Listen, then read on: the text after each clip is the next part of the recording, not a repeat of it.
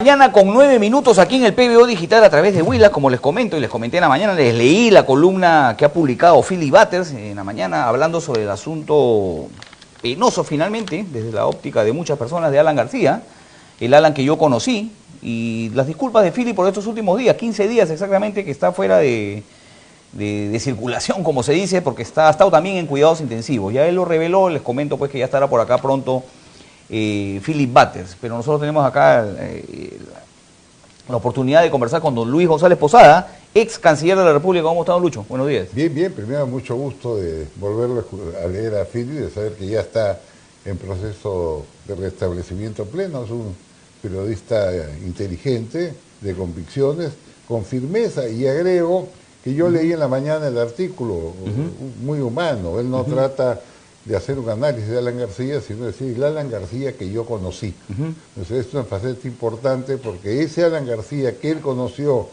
y que todos conocimos, era persona alegre, mordaz, bromista, bailador, jaranero, contaba chistes, una persona muy, muy alegre, ¿no? Que rompía además el molde del político tradicional. Cuando él irrumpe en el partido, rompe ese modelo rígido de hacer política, porque yo recuerdo que la gente miraba cómo este muchacho se paraba en la tarima y, aparte de hablar espectacularmente, Fidel Castro dijo que era el mejor orador de América en una declaración. Bueno, recitaba poemas, agarraba la guitarra y tocaba. La guitarra, pues, sí. ¿No? Entonces, rompe la rigidez política de esa época y dan su mensaje, naturalmente, de juventud y de modernidad. Y ayer vi sorprendido también, tocaba piano. Tocaba yo no sabía piano, eso. tenía una oreja impresionante, escuchaba cualquier nota, iba y la tocaba, cantaba. Le gustaba sentarse a escuchar a Pavarotti, a cantar a Pavarotti, iba a verlo a Pavarotti cuando pudiera, ¿no? Pero era un fiel seguidor de Pavarotti, pero también un fiel seguidor del Sambo Cabero, su amigo del alma. ¿Cuántas noches pasaba él con Cabero, Avilés, en su casa del Sambo Cabero, comiendo caucao, fritanguita, y cantando todas las noches? Eso le encantaba. Tenía una personalidad de esa naturaleza, que rompía el estereotipo, como te dijo, del político. Yo recuerdo, por ejemplo, uno de sus santos, en Palacio de Gobierno, había mucha autoridad. Cuando yo llego, me dice, cabeza. Cabeza le decía a usted. Sí, cabeza. No tenemos idea por qué le decía cabeza, don Lucho. Yo tampoco. No, es un misterio. Te dice, cabeza. Hoy me han dado el mejor regalo de mi vida por mi santo. ¿Cuál? Digo, ahí está. ¿A dónde? Ahí, míralo. Y miro y veo un morenito chiquito. Era Pitín Segarra. Ajá. Entonces lo llamó a Pitín Segarra. Entonces ya se conocían, por supuesto, ¿no? Y Lo reseña Philip en su columna. y dijo, claro, seguro, sí, ¿no? Porque me decía, Hincha de Alianza. este es era hincha de Alianza, Alan, ¿no? Este es el mejor jugador del mundo. Recordaba las actuaciones impresionantes entre Perico León y Pitín Segarra. Entonces Pitín lo miraba con asombro. Y Alan decía, ¿podemos tomarnos unas fotos? ¿Cómo no? Le decía Pitín, ahí debe tener fotos de Pitín Segarra. Acá lo dice Philip, ¿no? Alan era hincha de Alianza Lima, hincha de Pitín, amigo del Sambo Cabero, cantaba como los dioses y le hubiera encantado ser Pedro Infante. Así es, y cantaba. Y mira, cuando yo era embajador en la OEA, conseguí que les dieran a ellos el Premio Interamericano de Música, que según después dijeron Sambo Cabero, Avilés, Jesús Vázquez, Polo Campo, que había sido el acto de mayor distinción que le habían dado en su vida. Hicimos una gran ceremonia en el Hall de las Américas y cantaron toda la noche, ¿no? Y les dieron el Premio Interamericano de Música. Y Alan me dijo, ¿cuánto me hubiera gustado darme un saltito esa noche a estar en esa actuación? Pero bueno, te lo cuento porque él sí era un aficionado a la música, a bailar, una personalidad especial, cariño inmenso a sus hijos, inmenso. Era un niño como ellos, ¿no? Jugaban, se correteaban, jugaban a las escondidas, jugaba pelota, los llevaba al fútbol. Hay una linda fotografía que por ahí alguien le tomó donde él estaba con su hijo menor, ¿no? cada uno tenía en la mano sostenida ese dulce de algodón, algodón dulce, comiendo, se lo tomaron. Bueno, ese era Alan García, magnífico hijo. Yo contaba, por ejemplo, que él tenía en su dormitorio un televisor grande conectado directamente con el de su mamá, porque cuando él estaba afuera, su mamá acá, y se hablaban todo el día, estaba abierto, se hablaban, mamá, ¿qué estás haciendo? Se ponían a conversar, etc. Y si algo Alan en sus últimos días lo atormentaba, era pensar de que en algún momento su madre, cuando se desplazara en un carro, viera una caricatura inmunda, o una primera plana inmunda sobre él. Y un día me dijo, mira, ya estamos viejos, ¿no? Ya duele ver que nuestros hijos, nuestros nietos, puedan ver las cosas horrorosas que están sacando. Yo creo que eso sí le afectaba mucho. ¿Eso fue lo que melló finalmente y terminó con la decisión final? Él odiaba la maldad, la crueldad del ser humano. Y yo te doy mi palabra, yo podría escribir páginas enteras de actos de increíble bondad de Alan García con personas que le habían hecho un daño inmenso y que en su momento lo tendré que decir, que los ha podido fulminar desde el punto de vista que quisiera. Pero dijo, no los toquen, déjenlos que ellos caminen su vida, nunca odies, nunca hagas daño a la gente. Los muchachos de la Universidad San Martín, donde dio su última clase la noche anterior, y se llevó a despedir, siempre le decía ese comentario, no odien, se construye para adelante, no para atrás. Tenía un sentido muy positivo de la vida, ¿no? ¿Cómo ha estado usted en estos últimos días, don Lucho? Lo hemos visto en todas las exequias, ha estado usted muy cerca de la familia. ¿Cómo ha vivido ya? Han pasado ya algunos días, bueno, desde el momento en que se enteró. Mire, yo cuando hablo con Alan el día 13 o 14 de noviembre, me dije, voy a Lima. Pero le dije, ¿para qué viene? Si acaba de estar ahí. No, me dice, me han citado por 42 vez a la fiscalía sobre el mismo tema. ¿Y por qué no pides para postergas? No, me dijo, porque postergar van a dar la impresión de que no quiero venir e inmediatamente me van a cargar de insultos. Alan tiene miedo. Eso fue en noviembre. Alan tiembla. Tengo que ir, me dijo, tengo que ir.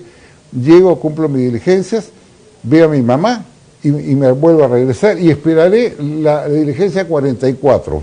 Porque como no tienen absolutamente nada contra mí, yo no puedo tomar una decisión de ausentarme para que piensen que hay algún temor. Entonces tengo que ir, es parte de la vida.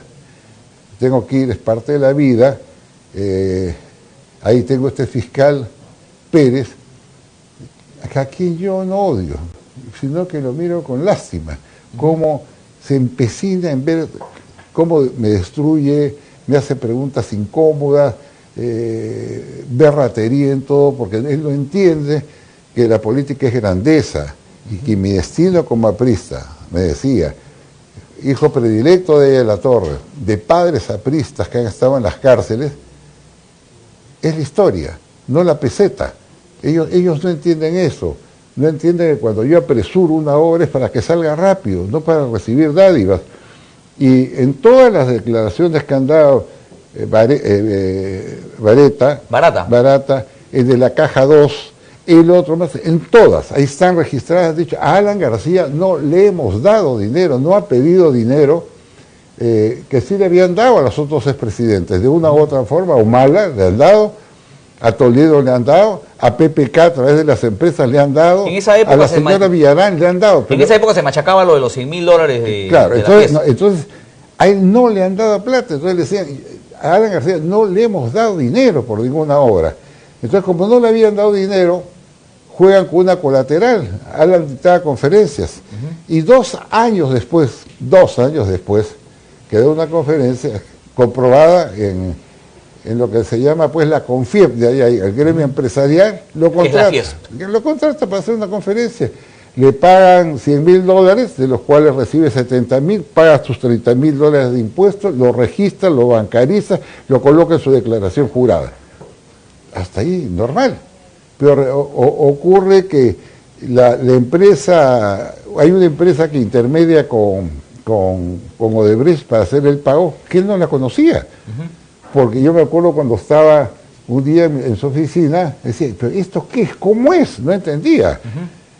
Él va y dicta la conferencia. Pero ojo, 2 años después, ¿usted cree, le pregunto, que Alan García, que hizo todas estas obras, se va a vender por $70,000 2 años además lo después? bancarizó, ¿no? No tiene ningún sentido. Pagó impuestos. Pero bueno, agarraban y tomaban esas pequeñas cosas para irlo demoliendo. Entonces, pero él seguía viniendo, él seguía viniendo. Le pregunté por qué venía y me quedé. Dijo, vengo para cumplir. Me dijo, yo llego el 15, cumplo mis diligencias y al fin de semana todo regreso a Lima. Pero el día 14 nosotros recibimos una información grave. La recibimos con Javier Velázquez, Mauricio Müller del Castillo y yo, una persona que no es fiscal. Pidió con nosotros una reunión urgente, inmediata, privada. Y nos reunimos en la oficina de Jorge del Castillo, en la Pena del Amor. Yo no la conocía, la oficina. Y esta persona habló bajo el compromiso de honor de que no sé su nombre, compromiso que todos hemos cumplido, para pedirnos que no viniera Alan García porque lo iban a meter preso. Entonces, claro, entonces dijimos, eso era lo que se refería a Alan García en un momento cuando decía que tenía sus fuentes, ¿no es cierto? Bueno, sí, ese es el puente. El puente no lo tenía La fuente. nosotros. Okay. Entonces, como ese Lucho no se me vaya a caer. Entonces, nos dice, esto está en 3 actos. 3 actos. ¿Cuál es tu silla? A ver si me ayuda, por favor, acá que tengo un inconveniente con Lucho González Posada con la silla. Bueno, ¿Sí? eso está en 3 actos. Adelante, Marisol, no hay ningún problema. Acomódame acá Lucho González Posada para que no se me vaya a caer. Acá todo se arregla en vivo, es un programa en vivo, no hay ningún problema. 8 de la mañana. Así más relajado. Claro. Nos dijo, acá hay 3 actos. Ya desde anoche se ha desatado una campaña brutal en IDL, ¿no? Sobre una conferencia en Brasil. Yo no entiendo de qué se trata, pero sobre esa base inician la demolición. Segundo, Alan García va a llegar a las 9 de la mañana a la oficina del fiscal Pérez y le va a suspender la diligencia. Ok. Él a Alan, ¿no? Entonces yo me acuerdo que ahí intervine y le dije, oye, pero ha venido 42 veces, ¿por qué le va a suspender la diligencia? Eso sí no me digas, porque no lo sé. Motivos no van a faltar, que se enfermó, que faltó un documento. Lo cierto es que se lo va a postergar para el sábado o para el lunes, le van a suspender. ¿Ya? Y ese mismo día han acordado que antes de las 5 de la tarde emiten una orden de impedimento de salida del Perú. Entonces cuando él llega a las 6:30 más o menos, como a las 8 lo ubicamos, ya estaba en camino a la fiscalía y le contamos. Entonces fue muy escéptico, esto es imposible.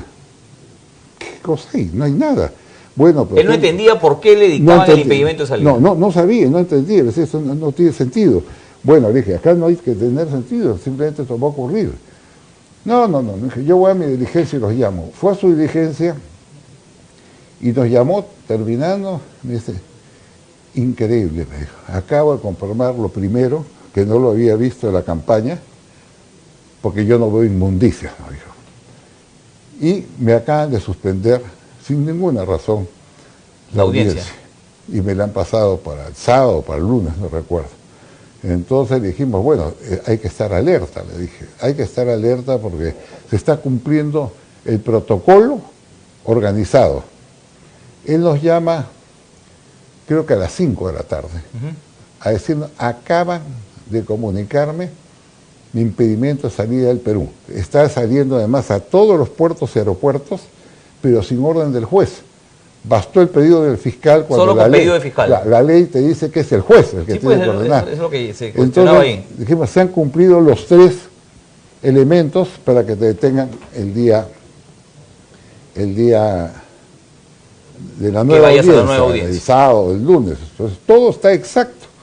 Es más, el señor que habló con nosotros nos dijo que lo había impulsado a hablar con nosotros porque sabía que uno de ellos había dicho Yo lo que quiero es que lo saquen enmarrocado y que le hagan, aunque sea una casaca que no le entra por su cuerpo, que diga detenido. Esa era parte del show. El show. Entonces, Ok. cuando ocurre esto, bueno, ya está dado el punto 1, el punto 2, el punto 3. Se estaba cumpliendo todo lo que les había dicho la fuente. Entonces yo no sé si a las 10, 11 de la noche, porque lo llamaba y no lo ubicaba, recibo una llamada de él, me dice, cabeza, estoy en la Embajada del Uruguay. He pedido asilo. Entonces, ya hablé largamente con Tabaré. O sea, Alan García habló directamente con el presidente. Por eso, con esa seguridad, se va a la embajada, ¿no es cierto? Sí, habló con el presidente, con Tabaré, y hablé largamente con Tabaré, y he hablado también con el canciller, le he explicado el detalle que está pasando, y me van a conceder el asilo. Han instruido al embajador del Uruguay para que me quede acá, mientras cumplen pues las normas, los protocolos para dar el asilo. O sea, existía la plena seguridad absoluta seguridad. De que le iban a dar el asilo. Absoluta seguridad. Claro, porque uno, conociendo a Alan García y conociendo su manejo político, no podría dudar de que Alan García tenía todo esto ya conversado, ¿no es cierto? No, claro, eso estaba conversado. Pero comienzan a ocurrir cosas extrañas, ¿no? Primero se mete Vizcarra fuertemente a exigir que no se le conceda asilo porque esto afectaba los pactos contra la corrupción. Hay un mensaje muy duro al gobierno correspondiente. Después vimos nosotros declaraciones de algunas otras personas en el Perú diciendo no juegue el asilo, es una barbaridad darle el asilo político. No hay persecución política, decía. No hay persecución política. Después nos enteramos que viajó una delegación comunista al Uruguay, para que la gente conozca, el gobierno de Uruguay está sustentado en el llamado Frente Amplio, que es un grupo de organizaciones donde tiene mucho peso la izquierda y los comunistas. Allá en Uruguay. Que son los de acá. El Frente Amplio de Uruguay. Claro. Entonces de acá van y se conectan. Los del Frente Amplio de acá. El Frente Amplio de acá se conecta con el Uruguay. Que estaba Marco Arana, estaba Humberto Morales. Y ahí gente amiga del Parlamento nos dicen, manden a alguien. Porque acá se están moviendo, haciendo cuestión de Estado para que no le den asilo a Alan García. ¿Pero tanto peso puede tener el Frente Amplio de acá, allá? Bueno, el de acá no, pero el de allá sí, porque ellos tienen...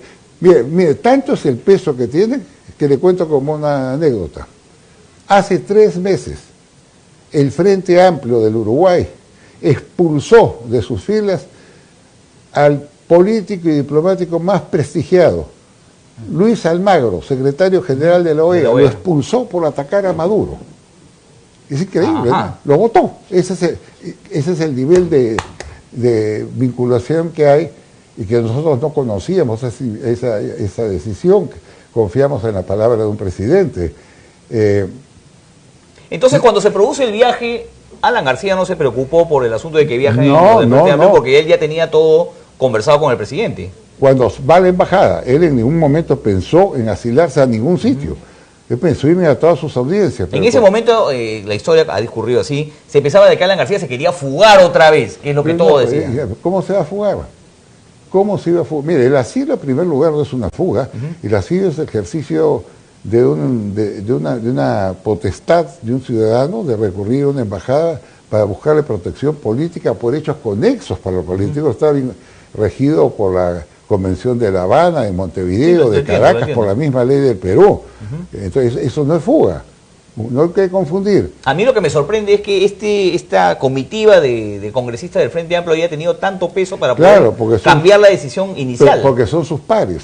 Y esos pares tienen mucha fuerza con Tabaré, que cedió ante el temor del lío que le querían hacer con elecciones próximas. Y sorprendentemente dijo, no va el asilo. O sea, hubiera abonado en su contra políticamente, de Tabaré Vázquez allá, el asunto de que le hubiera dado el asilo. Eso seguramente pensó. Ahora yo creo que debe estar perturbado en su conciencia que lo que hizo ha sido determinante para que su amigo y expresidente del Perú se suicide y quedará aplastado cuando el martes, miércoles de esta semana, los brasileros confirmen lo que han venido diciendo, que nunca le dieron dinero a Alan García, ¿no?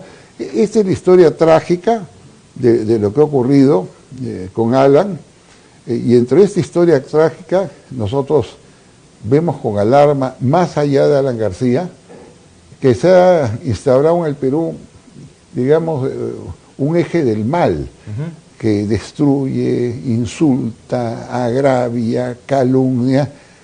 Alguien del partido contó en cerca de 1000 carátulas, sobre todo de la época de Humala, contra Alan. Carátulas decían ladrón, asesino, miserable, ratero, narco. Pagaron una misión investigadora de Tejada, que el pobre Sergio Tejada. Sí, el pobre hombre solamente vive a hablar de Alan García, ¿no? Bueno, eso fracasó. Terminó diciendo que no había desbalance, no había delito, pero gastaron millones, pero en el camino todos los días lo demolieron. Hemos visto programas enteros de televisión de estos personajillos paseándose por los canales, insultándoles para felicidad de algunos conductores de los medios de comunicación que alientan ese tipo de violencia. Todas estas cosas lo hemos visto, créanme, con mucho dolor, porque más allá, decía de Alan, ningún país avanza, ningún país se reconcilia, ningún país se construye positivamente si es que no se respeta escrupulosamente el debido proceso, el Estado de Derecho, las normas constitucionales. Y ayer nomás distinguidos analistas, comenzando por el presidente del Tribunal Constitucional, el defensor del pueblo, todos, y después por supuesto se subió al carro hasta el mismo presidente Vizcarra, dijeron lo que se ha venido advirtiendo: es una barbaridad, es un exceso, una sentencia anticipada, que la detención provisional te le pueden dar 3 años. La OEA tiene 2 pronunciamientos rotundos advirtiendo de esta mala práctica antidemocrática, así lo dice, ¿no? Y finalmente la Corte Suprema tiene varias resoluciones exactamente en el mismo sentido, de que se está abusando de la libertad. Pero estos fiscales son una especie de poder judicial en la fiscalía, que ellos hacen los fiscales, inconveniente. pues, esos son fiscales que hacen y se deshacen, no hay una autoridad en la fiscalía que los ponga en orden. Mira, porque si se meten con ellos van a decir nuevamente lo que pasó con Chávarri. Por eso, mire usted lo de Chávarri. El presidente dice ayer: yo no intervengo en temas vinculados a la administración de justicia. Yo le digo, yo respondo, usted está mintiendo. Sí ha intervenido, porque usted se vino de Brasil para presionar la destitución del fiscal de la Nación. Y no solamente eso, usted apoyó a esas turbas que marchaban por Lima pidiendo la destitución del fiscal de la Nación, y usted apoyó a su primer ministro, a Villanueva, un hombre que juró que no iba a ser primer ministro, y a las 24 horas terminó siendo primer ministro. Nadie sabe para qué, porque nadie sabe qué cosa hizo, pero ese primer ministro salió y condicionó el diálogo con el Parlamento a que voten al fiscal de la Nación. Créame, yo en mi vida he visto una cosa así. Entonces, esa persona por lo menos debe guardar prudencia, no debe decir, yo no intervine. Sí ha intervenido sistemáticamente, ha respaldado públicamente a esos fiscales que hoy día, por ejemplo, al venir han mandado y al cuestionar la decisión de Chávarri, por supuesto que lo respaldó. Y han mandado a la cárcel a quien hoy día ha sido su presidente, Kuczynski. Es un hombre de 81 años, está enfermo al corazón, está muy mal, no puede caminar, no puede ver a sus esposas, porque está prohibida ella venir, y sus hijas han dicho: oye, ayer mi padre va a salir muerto. Y yo se lo digo esto por lo siguiente: yo vi cuando detuvieron a Kuczynski y lo llevaron a la carceleta, desfilar al día siguiente, y me pareció muy bien, porque la política también es actuar con nobleza y con dignidad, a los parlamentarios de su grupo, a Cheputa, Violeta, a todos ellos. Vi a la vicepresidenta Mercedes Arauz llegar a saludarlo, porque eso corresponde a un país que no es de caníbales. Pero ¿sabe quién no fue? ¿Quién? No fue él, o sea... Martín Vizcarra. No fue Martín Vizcarra. O sea, vemos el caso de Martín Vizcarra, no era nadie políticamente. PPK va de candidato, lo lleva a su fórmula presidencial, es presidente de la República y no va. No tiene manejo político ni gesto político. No, a mí se me encogió el corazón, porque yo estoy seguro que él no va, porque teme que le afecten las encuestas. Cuando ha podido ir muy bien, saludar, salir a la prensa y decir, he venido un momento a saludar al que fue presidente de la República y yo era su vicepresidente, a interesarme por su salud, a darle un abrazo, sin que lo que yo diga implique un cambio o una presión en la administración de justicia, pero no ha ido. Y eso es doloroso, porque los tejidos sociales se van formando de otra manera, con valores, con principios, con gratitud, con bondad, no con maldad. La maldad tiene triunfos efímeros, después pierde, la maldad va a perder. Y el odio te lleva solo a la destrucción, que es uno de los puntos, volviendo a Alan García, ¿no?, que le afectaban. Y yo he visto, mira, Quique, por ejemplo, lo que pasó cuando lo fueron a detener. Primero, absolutamente irregular. A él lo va a detener no la policía judicial, que es el organismo competente y capacitado del Estado que realiza esa labor, sino lo hace la División de Investigación de Alta Complejidad, que no le corresponde hacer ese tipo de detención, y está dirigido por un coronel Colchado, que es el mismo coronel que estuvo metido en la denuncia de chuponeo en la casa de Cuando Alan. Se llevaron como si fuera una pelota de rugby la laptop. Lo llevan ahí primero, primer tema, ¿no?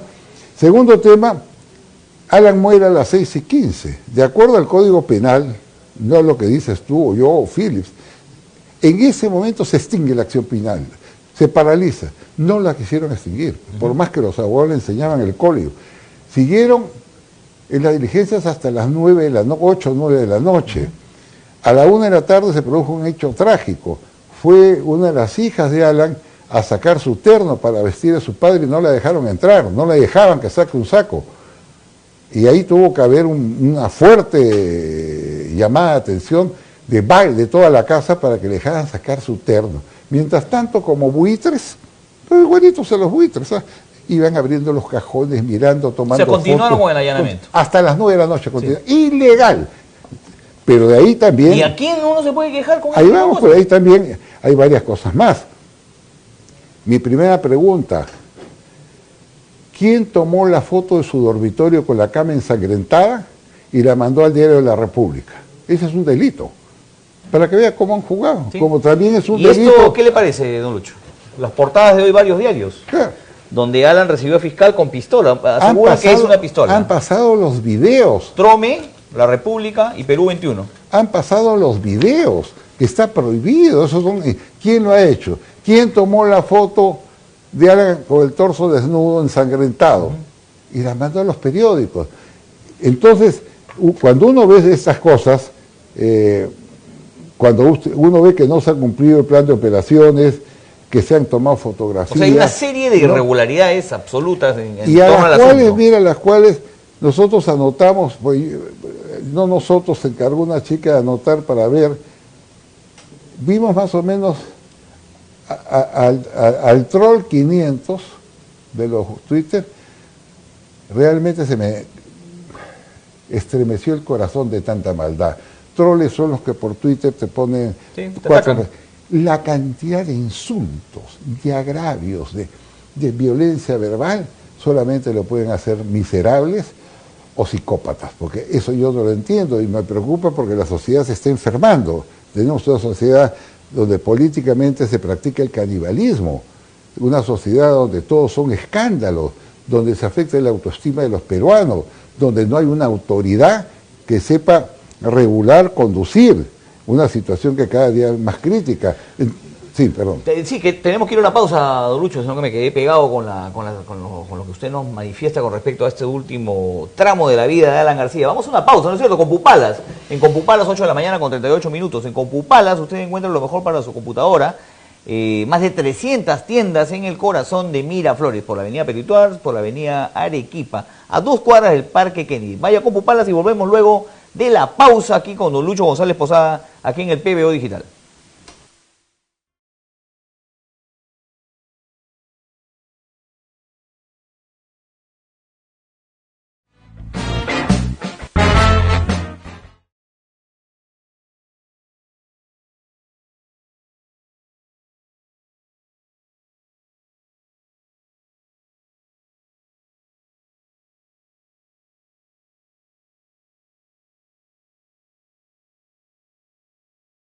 Centro Comercial de Computadoras del Perú está en Miraflores. A 2 cuadras del óvalo de Miraflores está CompuPalas. Tecnología a tu alcance con computadoras, con iPhones, con iPads y con todo el servicio técnico garantizado. CompuPalas. El mejor centro comercial de computadoras del Perú está en CompuPalas, a 2 cuadras del óvalo de Miraflores. CompuPalas, tecnología a tu alcance. Puedes encontrar allí cámaras, baterías, trípodes, luces LED, más de 200 accesorios para tu celular. Ingresa para más información a www.rgncamara.com. Conéctese a Internet a través de nuestra red Gigabit de fibra óptica. Soluciones de telefonía con centrales virtuales IP. Conecte su empresa a la nube mediante nuestro data center. Somos Fiberlux, empresa peruana de telecomunicaciones a su servicio. En 1907, en Lima, solo circulaban 25 autos y una moto. En 1965, el tranvía de Lima dejó de funcionar y ese mismo año se inauguraron 13 plantas de ensamblaje de vehículos. Miles de autos, camiones, microbuses y omnibuses empezaban a poblar la ciudad. Hoy, en el 2018, hay casi 2 millones de autos circulando en Lima, 63% más que hace 7 años. Imagínate cómo será de aquí a 5 años. Empieza a vivir más tranquilo en el condominio Finca Bonita, porque el futuro de tu familia no espera. Adquiere tu terreno hoy en fincabonita.pe con el mejor financiamiento del mercado, sin inicial, sin evaluación crediticia y hasta 24 meses sin intereses. Finca Bonita, un proyecto de centenario. PBO Digital, de lunes a sábado desde las 6 de la mañana. Entérate de todos los acontecimientos del Perú y del mundo como nadie te los cuenta. Sin mermelada. PBO Digital, de lunes a sábado por Willax.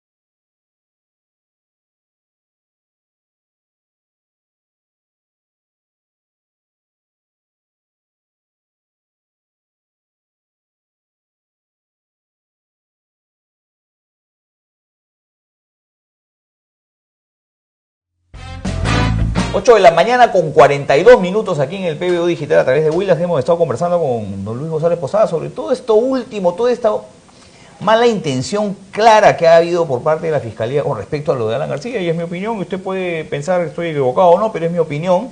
Y esto último, ¿no? Lo que ha salido ayer, videos que en teoría son reservados, ¿no es cierto?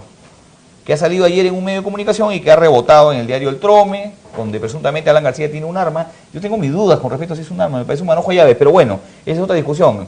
El asunto es que lo recibió con el arma, tiene, digamos, esa intención de hacerlo quedar a Alan García como que si hubiera sucedido algo mayor, se hubiera agarrado a balazos. Ahí es lo que me da esa impresión, porque luego lo hemos podido ratificar a través de las redes que usted me comentaba, y donde hay mucha cizaña con respecto al tema de Alan García. Y lo mismo dice La República. Y ese día las redes se movieron de manera particular también, el día de la supuesta detención de Alan García, que, valgan verdades, no les dio gusto, ¿no? En el asunto de que él no se iba a dejar capturar, menos enmarrocar y menos ser y hacer el show que se pretendía. ¿Usted qué opina con respecto a lo que pasó ese día, don Luis? Bueno, yo lo que opino es que, primero, esto tienen que dar una explicación a la justicia, tanto al Ministerio del Interior como el Ministerio Público, cómo esos videos que forman parte de la reserva de la investigación lo han distribuido con la misma forma que el señor Pérez distribuía, por ejemplo,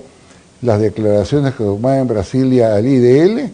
Acá no han distribuido a los medios de comunicación que lo han publicado. Pero son algunos medios los que le distribuyen. Sí, claro, ellos saben a quién, ¿no? ¿Quién sacó esa filmación y quién la entregó? Hay responsabilidad del ministro del Interior y la fiscal de la Los periodistas van a decir que es su fuente reservada y eso se lo entendemos claramente. Ya tan sonsos no somos, ¿no? ¿Quién tomó la foto de la cama ensangrentada que salió en La República? Que la mandaron a La República. ¿Quién tomó la foto de un Alan muerto? En la de Casimiro Ulloa. En la Casimiro Ulloa. Usted ese día conversábamos, usted me cortó abruptamente porque me imagino que se enteró de la noticia ese día y a mí me empezaron a llegar hasta las tomografías. Hasta la tomografía. ¿Qué es esto? Estamos en un país de chacales, estamos en un país de bárbaros donde todas estas cosas se pueden hacer y no hay nadie que diga nada. Por ejemplo, transparencia, no dice una palabra ante esas atrocidades. La Defensoría del Pueblo, ¿dónde está como institución? La Corte Suprema, señor presidente de la Corte Suprema, el que ha muerto es el presidente de la República. ¿Dónde está el fiscal de la Nación? ¿Dónde están las instituciones que son las que de alguna manera deben resguardar el cumplimiento de las leyes y los procedimientos en cualquier caso? En cualquier caso lo tienen que hacer. De todo lo que usted me ha mencionado aquí, a mí el que más me llamó la atención fue la actitud de Alan Wagner, ex canciller del gobierno aprista, encargado por el mismo presidente Alan García para el asunto de La Haya, el problema que teníamos con Chile, que en ese momento, cuando Alan García estaba pidiendo el asilo, él fue uno de los que se subió digamos, al estribo del gobierno a través de transparencia para decirle que no existía persecución política, y ahora, y vi que fue muy fustigado por ustedes y por la misma Rosán Chisman, con respecto a esas condolencias que sonaron a mucha hipocresía, ¿no es cierto? Mire, yo ya he dicho sobre eso todo lo que había que decir. Les duele lo de Alan Wagner más que otros, ¿no es cierto? Naturalmente, muchísimo, ¿no? Porque Alan le hizo su carrera, desde nombrarlo embajador hasta canciller, ministro de Defensa, y después ver en transparencia cómo dice que no le corresponde el asilo político, inmediatamente habla de la lucha contra la corrupción, pero yo le doy vuelta a la página, en su conciencia de Alan Wagner, ¿no?, que hará lo que pasó. Pero, yendo más adelante, yo veo pues que se sigue construyendo una anticultura del odio, ¿no?, de la destrucción del ser humano, de avanzar a empujones, de no tratar de conciliar y de concertar, sino de confrontar. Y cuando usted o yo dice algo que no les gusta, inmediatamente te dicen el aprofujimorismo. Están a favor de la corrupción, y el otro día usted sabe a qué me refiero a usted, ¿no? Alguien que trabajó 10 años con Fujimori, recibió plata del gobierno de Fujimori, nunca se opuso a Fujimori, ni con el golpe de Estado, y que hoy día es una de las personas más violentamente antifujimoristas, quiere darnos lecciones de moral y de ética. Lo que hay que hacer acá es una resistencia cívica en defensa de principios y de valores. Hay que hablar con los dueños de los medios de comunicación, porque detrás de cada medio hay un propietario. Pues. Está bien, pero ellos se acogen a su negocio. Pero perdón, pero ellos tienen que decirlo, y nosotros tenemos todo el derecho de escúchenlo. Esto no puede ser así. Estamos siendo maltratados todos, y la violencia mediática se responderá con violencia mediática, y en ese momento nos estaremos destruyendo todos. Eso es malo, eso es malo para el Perú. Lo que nosotros tenemos que consorciarnos es en hechos positivos, avanzar en la lucha contra la pobreza, en la reducción de la anemia, en crear más fuentes de trabajo. Eso es lo que nos debe asociar a los peruanos, no los chismes, las intrigas, las amenazas, el tener miedo que tu teléfono esté intervenido, que tu correo esté chuponeado. Eso nos va destruyendo lentamente, ¿no? Es un Estado pues bastante fallido en relación a las normas de derecho. ¿Cómo puedes explicarte tú, por ejemplo, lo que hablamos hace algún momento, que la más alta autoridad, la Corte Suprema de Justicia, con 3 resoluciones, denuncie el abuso que se comete con las detenciones preliminares? Y la respuesta a la Corte Suprema de Justicia de un juez muy inferior es ordenar 36 años de prisión inmediatamente, como desafiante. Es un desafiante, o es decir, oye, acá la Corte Suprema no tiene ningún valor, se ha perdido toda la jerarquía. O, ¿cómo explicarnos que la Comisión de Derechos Humanos de la OEA se pronuncia en esa misma línea y los fiscales siguen pidiendo prisión preventiva? Oiga, esto es muy... y ahora clama independencia, José Domingo Pérez, antes de partir a Brasil. Ahora han dicho... yo escuchaba al presidente de la República reclamar, por fin ha dicho, de que están abusando de las prisiones efectivas. Entonces salió ya, pues, por quien él se la jugó, por quien él vino corriendo de Brasil, a decirle que solicita a Vizcarra respeto a la independencia de la administración de justicia. Eso es lo que ha dicho José Domingo Pérez al subir al avión. Claro, pues, porque ¿cómo no va a actuar así si ve que el presidente Vizcarra suelta una reunión de jefe de Estado, se viene disparado al Perú, le expresa su respaldo a los dos, organiza o apoya mítines en las calles contra el fiscal de la Nación, exige que lo repongan en el cargo, condiciona a cualquier diálogo a su reincorporación? Se expone a eso, se ha expuesto a eso. Entonces yo creo que más allá del mal momento que todos estamos pasando, porque créame usted, cada priista ha muerto un pedacito de cada priista con la muerte de Alan. Pobres, ricos, grandes, pequeños, jóvenes. Hemos sentido un profundo dolor porque son años de martirio. ¿Cuántos años lo conoce usted, Alan García? 40, ¿no? Pero años de martirio, de maldad, de crueldad, de ensañamiento, de ver programas que solamente se dedican a destruirlos, sin ninguna prueba, de mirar twitters inmundos que reflejan, son ríos de excremento, donde gente inmensamente perversa hasta se burla de la muerte, como se burló una caricatura hace 2 días del diario La República, que jamás le hubiera permitido que se publique el viejo Mome, que era muy amigo de Armando Villanueva, de Ramiro Peralé. Yo me acuerdo que quería mucho a Alan. Yo estuve con él en el Colegio de Abogados cuando organizábamos la resistencia contra Fujimori, y me hablaba con una inmensa ternura de Alan García, con mucho cariño. Ese viejo Mome jamás hubiera podido permitir algunas cosas que publica el diario de la República. Una caricatura bastante desagradable porque era el velorio de Alan García. Inmunda, fue el velorio de García. Yo no había visto la caricatura, pero cuando yo entro al local del partido por el campo de parte de deportes en la noche, yo veo que unas compañeras me llaman, compañero, y había una compañerita viejita que lloraba, esto no puede ser, ¿qué cosa es? Y ahí me enseñan la caricatura, carajo, realmente me golpeó, qué hombre malvado es el que ha hecho esa caricatura. Entonces, todas estas cosas pasan. Y mucha gente tiene... Pero los apristas no están curtidos con este tipo, tantos años. No, pero ya ese nivel nunca. ¿Qué le hemos hecho a la República? Darle afecto, darle cariño. Yo recuerdo que la sala de prensa del Congreso se puso Mome. Ahí estuvo, si no me falla la memoria, Piz, y estuvo Jorge el Castillo en el estrado, y nosotros los apristas fuimos los que más impulsamos que esa sala lleve el nombre de Mome, porque era un hombre bueno, noble. No estaba con nosotros, pero tampoco estaba contra nosotros. Con ellos siempre hemos tenido deferencia. Yo le he visto a Mome en muchas ceremonias del gobierno, atendido con cariño por Alan García, en reuniones, en banquetes. Entonces, no merecemos estos insultos, no merecemos que saquen estas cosas sobre el hijo de Alan, que prefiero no mencionar. Fue muy sobreexpuesto también Federico Dantón. O caricaturas pervertidas. Yo conozco mucha gente de la República. Mirko Lauer era gran amigo de Alan García, hacia quien tuvimos muchas deferencias. Ahí está Pepe Samanés, de gerente general, amigo mío, como lo fue su padre, o lo es su padre, a quien no veo mucho tiempo, un caballero. Entonces, ¿qué está pasando? ¿Quién se ha apoderado del alma de ese periódico para proyectar estas bajezas? Que la República nos combata políticamente.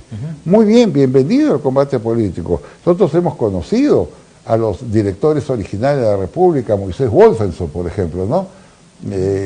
Yo fui su asesor de Moisés Wolfenson cuando trabajaba en Electroperú.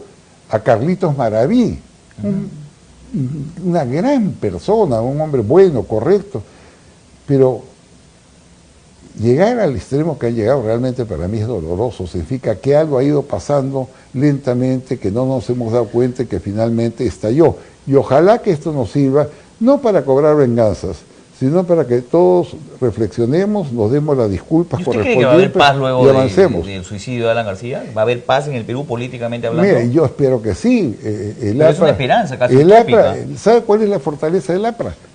Ayer me contaba, por ejemplo, hablaba con un abogado que decía que ustedes son bien tolerantes, y él se acordaba mucho de mi padre. ¿No? En la persecución de Sánchez Cerro, bueno, lo persiguen a mi padre, huye por todos lados, hasta que finalmente lo ubican en su casa. ¿Sabe lo que le hicieron? ¿Qué?